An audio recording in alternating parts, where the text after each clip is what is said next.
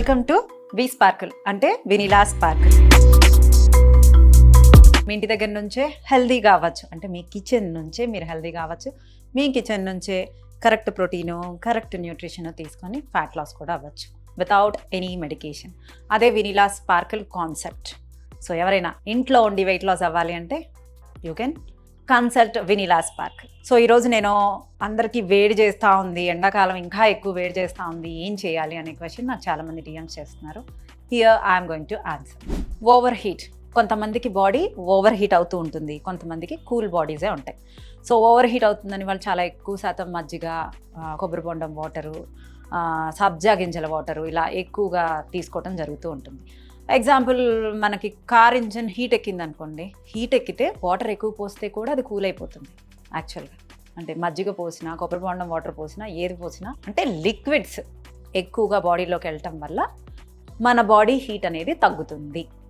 అంతేకాని మజ్జిగ తాగితేనే వేడి తగ్గుతుంది, కొబ్బరి బొండం వాటర్ తాగితేనే వేడి తగ్గుతుంది, సబ్జా గింజల వాటర్ తాగితేనే వేడి తగ్గుతుంది అనేది కాదు.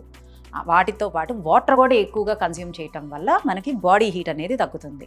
ఇంజిన్ కూడా వాటర్ పోస్తేనే కూల్ అవుతుంది. కొబ్బరి బొండం వాటర్ పోసినా అది వాటర్ కిందే అనుకున్నది కూల్ అవుతుంది అనుకోండి. సో బాడీ హీట్ అయ్యే వాళ్ళు హీట్ అయ్యే పదార్థాలు తగ్గించి తీసుకోవాలి. అంటే ఎగ్స్ వల్ల హీట్ అవుతుంది, పపాయ ఫ్రూట్ వల్ల హీట్ అవుతుంది, మ్యాంగో వల్ల హీట్ అవుతుంది, చికెన్ వల్ల హీట్ అవుతుంది. ఇలా వేడి చేసే పదార్థాలు పక్కన పెట్టి చలవ పదార్థాలు అంటే పెరుగు, అంటే మజ్జిగ, కొబ్బరి బొండం, సబ్జా గింజలు ఇవన్నీ చలవ చేసే పదార్థాలు.